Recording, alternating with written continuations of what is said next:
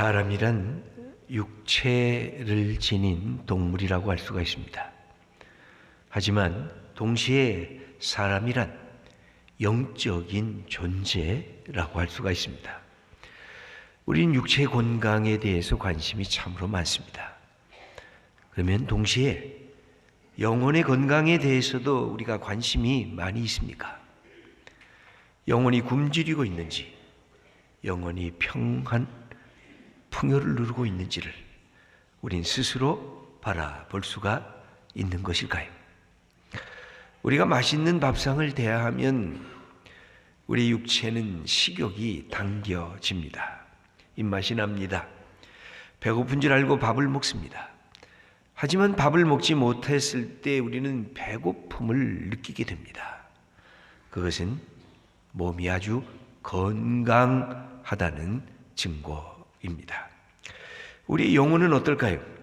영혼의 양식을 먹지 않으면 우리의 영혼이 배고파야 되는데 정말 배고플까요?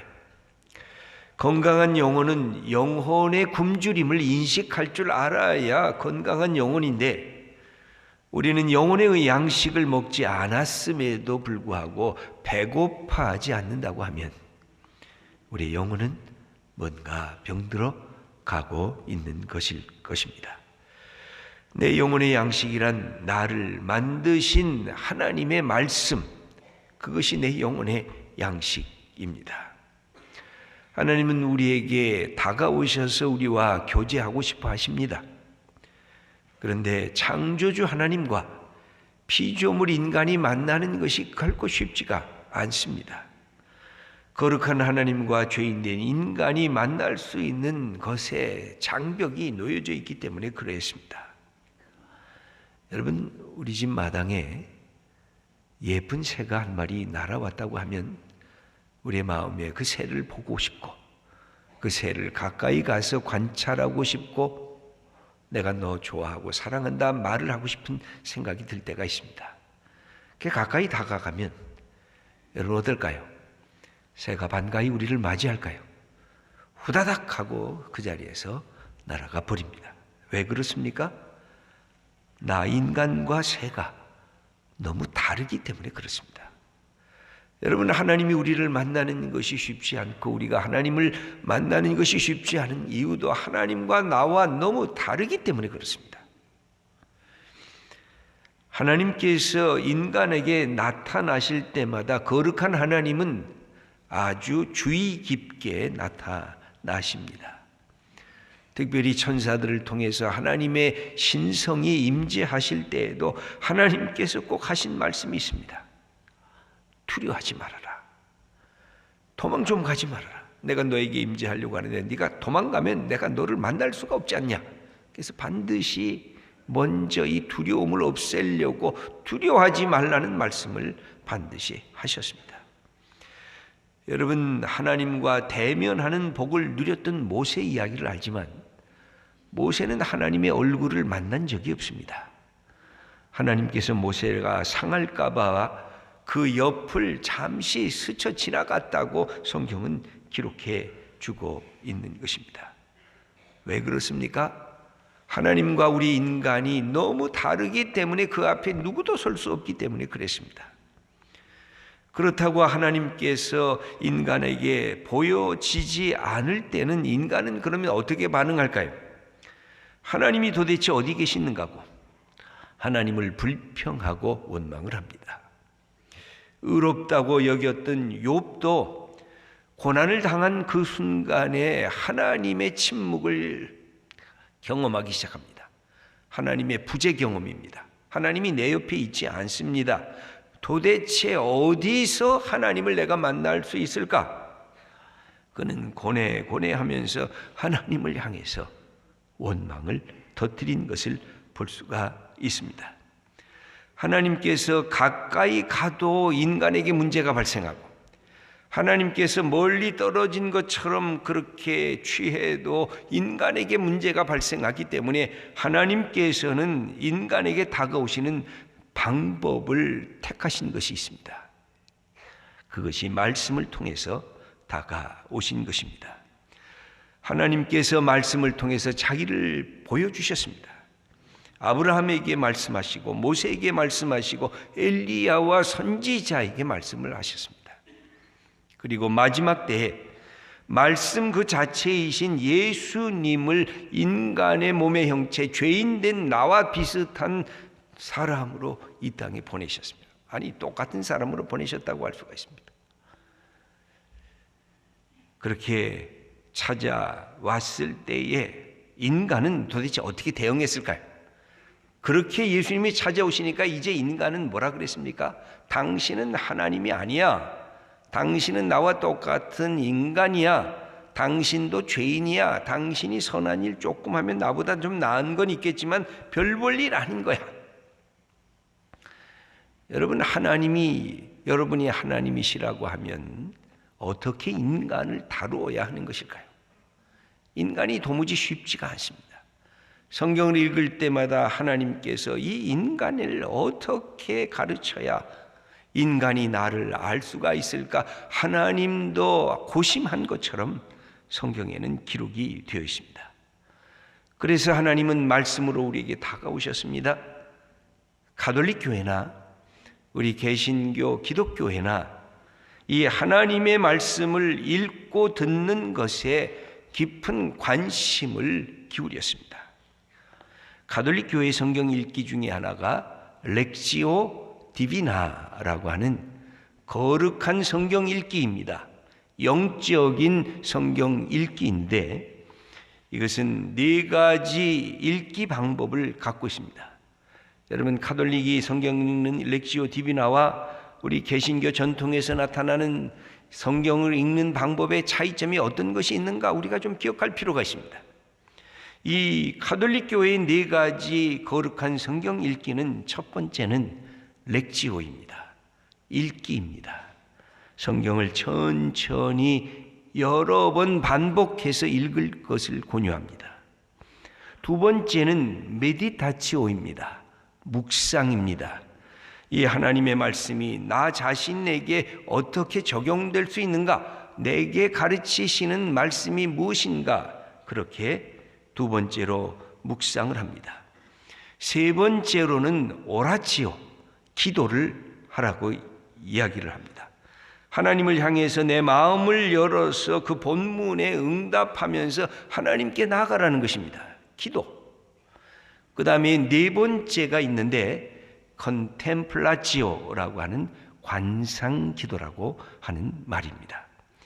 이것은 하나님과의 연합을 하라는 것입니다. 내가 묵상을 더 뛰어넘어서 하나님과의 신비적인 체험 자리에 들어가라고 요청을 하고 있습니다. 이런 가톨릭적인 성경 읽기에 대해서 마틴 루터 종교개혁자는 더 과감한 성경 읽기, 이렇게 하나님과의 신비 속에 개인적으로 침화되는 것을 그는 거절을 합니다. 오히려 말씀을 통해서 세상을 향해서 나가야 할 것을 가르치면서 3가지 성경 읽기를 제안하고 있습니다. 마틴 루터는 종교개혁을 일으키면서 3,000개 이상의 설교를 합니다. 5만 페이지 이상의 책을 써댑니다. 그러면서 핵심은 어떻게 하면 우리가 성경을 바르게 읽을 것인가? 성경의 말씀은 교회가 그동안 가르쳤던 교리보다 더 우선하는 것이고, 교황이 지령한 그 모든 교리보다 더 우선한 것이 성경이다. 그러므로 교황도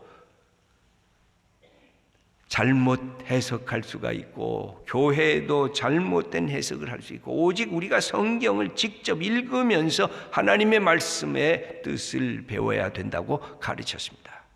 이것은 아주 놀라운 것이었어요. 500년 전의 일이었습니다. 그러면서 3가지로 성경을 읽을 것을 제안하는데, 첫 번째가 마틴 루터에게 있어서는 오라치오, 기도입니다. 하나님의 말씀을 펴서 읽을 때 그냥 읽지 말고 기도하면서 읽으라는 것입니다. 내 지성과 내 감성과 내 이성과 내 의지를 그분에게 맡기면서 읽어나가라는 것입니다. 이 기도하면서 읽어나갈 때 내가 갖고 있는 자존감, 내가 갖고 있는 자만심 다 무릎 꿇고 하나님 앞에 기도하는 마음으로 이 말씀을 나로 하여금 깨닫게 해달라고 간구하라는 것입니다. 이 말씀을 시편 119편의 말씀 속에서 먼저 18절에서 그 말씀 읽는 우리에게 자세를 가르쳐 주는데 함께 읽어보겠습니다. 내 눈을 열어서 주의 율법에서 놀라운 것을 보게 하소서. 내 눈을 하나님이 열어주셔야 내가 말씀을 읽을 때 하나님의 감추인 놀라운 세계를 내가 발견할 수가 있습니다. 기도하는 마음입니다. 내 눈을 열어달라는 것입니다. 27절의 말씀도 함께 읽겠습니다. 나에게 주의 법도들의 길을 깨닫게 하여 주소서. 그리하시면 내가 주의 기이한 일들을 작은 소리로 읊조리리이다. 나 주의 법도를 깨닫도록 나를 도와달라는 것입니다. 내 눈을 열어보게 하시고 내 마음으로부터 깨닫게 해달라고 요청합니다. 같은 표현이 34절에도 기록이 되어 있습니다. 읽겠습니다. 나로 하여금 깨닫게 하여 주소서. 내가 주의 법을 준행하며 전심으로 지키리이다. 나로 깨닫게 해달라고, 나로 알게 해달라고, 나에게 가르침을 달라고 간구하면서 성경을 읽어야 된다는 것입니다. 그래야 어떤 세계가 열려지느냐? 하늘의 세계가, 놀라운 일들이 이 성경 속에 담겨져 있는 하나님의 뜻이 발견된다는 것입니다. 그 다음에 두 번째가 있는데, 두 번째는 메디타치오라고 하는 것입니다. 이것은 가톨릭 교회에서 렉시오 디비나에서 얘기하는 메디타치오와 조금 다릅니다. 거기서는 자기에게 적용하는 것이 초점이었다고 한다면, 마틴 루터가 얘기하는 메디타치오는 하나님의 영적인 말씀이 문자에 그대로 기록되어 있다는 것입니다. 그러므로 말씀 하나하나를 묵상하고 그 뜻이 무엇인가를 밝히면 하나님이 어떤 계획을 갖고 내게 말씀하시는가를 깨달을 수 있다고 하는 것입니다. 그러므로 개신교회의 이 선구자였던 마틴 루터는 문자에 쓰여진 그 말씀을 그대로 받는 것, 그래서 성경을 그대로 내 마음속에 받아들이는 것, 그래서 그 말씀을 하나하나 문자 그대로 묵상하는 것, 그것을 여기에서는 입을 조아려서 내가 읊조리다, 중얼거립니다, 그런 뜻입니다. 여러분 시편 119편 11절 말씀을 읽어보겠습니다. 내가 주께 범죄하지 아니하리 하여 주의 말씀을 내 마음에 두었나이다. 주님의 말씀을 내 마음에 두고 그것을 묵상하기 시작한다는 것입니다. 15절입니다. 내가 주의 법도들을 작은 소리로 읊조리며 주의 길들에 주의하며, 여기 법도들을 작은 소리로 읊조리며, 이것은 하나하나 내가 음미하면서 이것을 씹는다는 것입니다. 48절입니다. 또 내가 사랑하는 주의 계명들을 향하여 내 손을 들고 주의 율례들을 작은 소리로 읊조리리이다. 내가 이 말씀을 묵상한다는 것입니다. 97절에도 같은 말이 나오는데 함께 읽어보겠습니다. 내가 주의 법을 어찌 그리 사랑하는지요. 내가 그것을 종일 작은 소리로 읊조리나이다. 여러분, 내가 좋아하는 성경 구절들이 있습니까? 여러분, 어떨 때마다 내가 위기에, 내가 실망하고 할 때마다 그 내가 좋아하는 구절 몇 개는 내가 머릿속에 외우고 있는 것이 참 좋습니다. 그 말씀을 내가 다시 묵상하면서 용기도 얻고, 그 말씀을 묵상하면서 내가 낙담했다가 내가 이래서는 안 되지, 자기를 위로할 줄도 알고, 이 말씀 하나하나를 묵상하면서 나의 자신의 것으로 삼는 것, 그게 메디타치오입니다. 그리고 루터는 한 걸음 더 나가게 되는데 세 번째로 텐타치오라고 하는 새로운 말을 씁니다. 이거는 우리말로는 시련이라고 할 수도 있고 고난이라고도 할 수 있고 영어로 보면 trials라고도 할 수가 있습니다. 이것은 말씀을 내가 읽게 되면 어떤 것이 옳은가, 어떤 것이 잘못된 것인가, 어떤 것이 진리인가, 어떤 것이 거짓 것인가를 분별하게 되고 경험하게 된다는 것입니다. 그래서 개인적인 삶에서 멈추는 것이 아니라 말씀의 사람은 내 삶의 현장에 공동체와 세상을 향해 나가게 되는 것입니다. 개인적인 삶의 실존에만 멈추는 것이 아니라 내가 사회적인 삶을 내가 영위하고 있는 사람인 것을 선포하게 될 때 이 텐타치오라고 하는 이 고난이라고 하는 것이 다가올 수밖에 없다는 것입니다. 사탄은 우리를 유혹하고 우리를 넘어뜨리려고 하지만 우리는 하나님의 말씀을 들고 사탄을 저항하고 사탄을 투쟁하고 그것을 넘어서는 길을 이 하나님의 말씀이 준다는 것입니다. 이것은 마틴 루터가 가졌던 종교개혁의 그 모습을 보면 확실한 것입니다. 그래서 그는 하나님의 말씀을 히브리어에서 헬라어에서 라틴어에서 자국민이 읽을 수 있는 독일어로 번역하는 것에 그렇게 모든 것을 쏟아 부었습니다.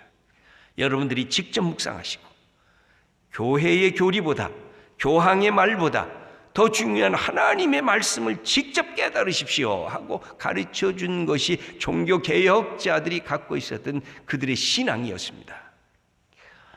이것은 시편 119편 67절의 말씀을 우리 함께 읽어보겠습니다.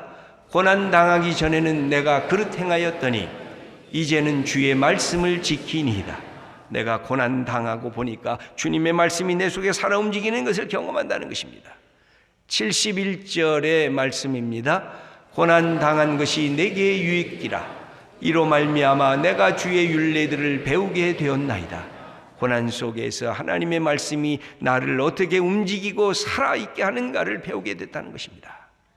그러므로 기독교의 우리 성경 읽기는 조용히 나와 하나님과의 묵상과 신비적인 경험에 멈춰서는 것이 아니라 하나님의 말씀을 들고 분별력과 지혜를 갖고 이 세상 속에서 하나님의 나라를 만들어가는 고난이라도 불사하고 우리가 부딪혀고 도전하는 그런 하나님의 말씀 읽기를 루터는 우리들에게 가르쳐 주고 있는 것입니다. 건강한 육체가 하루 3끼를 요청을 합니다. 한 끼만 안 먹여도 내 육체가 안달을 합니다. 그건 건강하다는 증거입니다. 여러분, 영혼은 하나님의 말씀의 영혼의 음식을 사모하면 건강한 영혼입니다. 그런데 말씀을 안 듣고 말씀을 펴서 읽지 않아도 내 영혼이 그냥 뭔가 배고픔을 느끼지 못하면 그 영혼은 뭔가 멍들어가고 있는 것입니다. 여러분, 말씀이 얼마나 중요합니까? 예수님이 사탄과의 싸움에서도 말씀하십니다. 사람이 떡으로만 사는 것이 아니다. 사람이 하나님의 입으로부터 나오는 말씀으로 사람이 산다. 그러므로 인간이란 하나님과 관계성 속에서 새로워지고 생명을 얻는 존재가 인간인 것을 가르쳐 주십니다. 여러분, 우리가 하나님의 말씀 앞에 서 있습니다. 우리는 하나님의 말씀을 어떻게 읽을 것입니까? 시편 기자는 우리들에게 가르쳐 줍니다. 하나님의 말씀인 성경을 그런 마음으로 읽으라는 것입니다. 첫 번째는 배우기를 열망을 하는 것입니다. 내가 찾고 싶은 마음, 내가 배우고 싶은 마음으로 열망하라고, 그래서 스펀지처럼 주님의 말씀을 내가 받아들이겠다는 것. 여러분, 그런 열망과 사모함이 있어야 된다는 것입니다. 10절 말씀을 읽겠습니다. 내가 전심으로 주를 찾아싸우니, 내가 온 마음을 다 합해서 주님을 찾는다는 것입니다. 12절 말씀입니다. 주의 율례들을 내게 가르치소서. 내가 배우기를 원합니다. 여러분, 배우려고 하는 것. 우리 기독교 신앙은 배우는 종교입니다. 우리는 끊임없이 배우기를 열망하는 사람들입니다. 두 번째, 우리가 취해야 할 태도가 있습니다. 즐거움을 갖고 말씀을 읽으라는 것입니다. 여러분, 우리가 무엇을 가지면 즐거울까요? 우리가 돈을 가지면 즐겁습니까? 내가 그렇게 바라던 명품 백을 사면 즐겁습니까? 즐겁지요. 여러분, 돈을 이렇게 헤어본 적이 있습니까? 그것도 5만 원권으로 이렇게 세라 그러면 기분이 좋습니까? 안 좋습니까? 기분이 다 좋으실 것이에요. 그 즐거움이 있을 거예요. 그런데 오늘 본문 말씀은 네가 돈을 좋아하고 재물을 좋아하는 그 즐거움처럼 하나님의 말씀을 즐거워하라고 가르쳐 주십니다. 14절 말씀을 함께 읽어보겠습니다. 내가 모든 재물을 즐거워함같이 주의 증거들의 도를 즐거워하였나이다. 내가 돈과 재물을 즐거워하는 그것처럼 내가 하나님의 말씀을 즐거워했습니다. 여러분, 우리가 말씀을 들을 때 그런 열망이 있습니까? 그런 기쁨이 있습니까? 말씀을 펴서 읽으면 이 말씀이 내게 주시는 살아계신 인격으로 다가오시는 하나님을 경험하기 때문에 내 영혼이 기뻐 뛰놉니까? 세 번째로 우리들에게 가르쳐 주시는 말씀이 있습니다. 그것은 바로 하나님의 말씀은 우리를 영원한 청년으로 만드신다는 것입니다. 9절 말씀을 함께 읽어보겠습니다. 청년이 무엇으로 그의 행실을 깨끗하게 하리이까? 주의 말씀만 지킬 따름이니이다. 청년들이여 말씀을 따르고 말씀을 읽고 말씀을 사랑하라는 뜻입니다. 그러나 동시에 우리가 우리의 영으로 하나님의 말씀을 사랑하고 또 사랑하고 사모하면 내 영혼이 청춘처럼 새로워진다는 말씀입니다. 새롭게 변화된다는 말씀입니다. 여러분, 우리의 육체는 나이가 들면 자꾸만 노화 현상이 일어납니다. 그리고 우리의 육체의 주름살이 자꾸만 잡히게 됩니다. 그런데 우리가 나이가 60이 돼도 70이 돼도 80이 돼도 우리가 예수 믿는 사람들은 젊음의 삶을 사는 것입니다. 내 영혼이 젊어진다는 것입니다. 고린도후서 4장 16절의 사도 바울은 이 비결을 우리들에게 다음과 같이 가르쳐 주십니다. 읽겠습니다. 그러므로 우리가 낙심하지 아니하노니 우리의 겉사람은 낡아지나 우리의 속사람은 날로 새로워지도다. 예수 그리스도를 내가 사랑하게 되면, 하나님의 말씀을 내 속에 품게 되면 내 영혼이 늘 새로워지고 설레지고 청년의 삶을 살아갈 수 있다고 우리들에게 말씀하고 계신 것입니다. 사랑하는 성도 여러분, 우리가 하나님의 복을 받아야 됩니다. 복 있는 자는 어떤 사람일까요? 시편 1편 2절에 보면 오직 여호와의 율법을 즐거워하여 그의 율법을 주야로 묵상하는도다. 1장 맨 1편 맨 첫 번의 시작이 그것입니다. 복 있는 사람, 바로 하나님의 말씀을 즐겁게 묵상하는 자가 진정으로 복 있는 자라고 말씀합니다. 그때 그 속에서 하나님을 만나고 그 속에서 예수님을 만나기 때문에 그렇습니다. 여러분, 우리가 그동안 이렇게 먼지 속에 쌓여져 있었던 성경이 있으면 다시 펴서 읽어야 됩니다. 다시 그 속에 살아계신 하나님을 다시 만나야 됩니다. 여러분, 아들 녀석이 논산훈련소에 갔다가 마지막에 편지를 써보내면 우리 어머니, 우리 아버지들 어떻게 읽습니까? 또 읽고 또 읽습니다. 그 중간에 이 녀석 고생하지 않았나? 사랑하는 사람의 마음으로 읽으면 또 읽고 또 읽어도 그 말 하나하나가 감사합니다. 거기다가 아들이 엄마 보고 싶습니다, 엄마 고맙습니다 한마디 하면 어머니는 그냥 눈물을 흘리는 것입니다. 여러분, 성경이란 하나님께서 우리에게 보내주신 예언의 편지입니다. 사랑의 편지입니다. 책 읽기를 세상의 사람들은 뭐라고 말하냐면 뇌가, 이 머리에 있는 뇌가 먹는 비타민이 책 읽기라고 말합니다. 성경 읽기는 뭘까요?